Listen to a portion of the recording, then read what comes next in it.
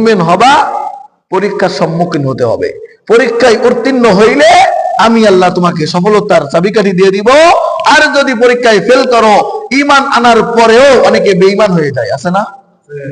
অহরহ অহরহ ঈমান আনার পরেও এমন একটা কথা আল্লাহ কইছে, আমার বিরুদ্ধে যাই, আমার অভ্যাসের বিরুদ্ধে যাই, আমার কালচারের বিরুদ্ধে যাই, আমার সমাজের বিরুদ্ধে যাই, আমার ফ্যামিলির বিরুদ্ধে যাই, আমার স্ত্রীর বিরুদ্ধে যাই, আমার সন্তানের বিরুদ্ধে যাই, যা মানলাম না। ঈমান আছে? ঈমান আছে? তাহলে ঈমান আনার পরেও অনেক বান্দা কি হয়ে যায়? নাফরমান হয়ে যায়। এজন্য আল্লাহ একটা দোয়া শিখাইছে, আমি মাঝে মাঝে শিখাই না আপনাদের? রব্বানা লা তুযিগ কুলুবানা,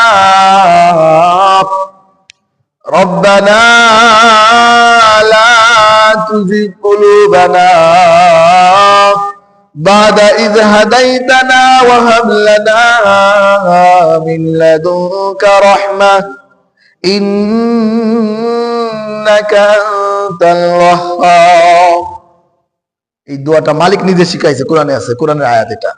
আল্লাহ তুমি ঈমানের মতো দৌলত দান করেছো, যেহেতু ঈমান দেওয়ার পর আমাদেরকে আবার বেঈমান বানায়ও না, বেঈমান বানায় কবরে নিও না।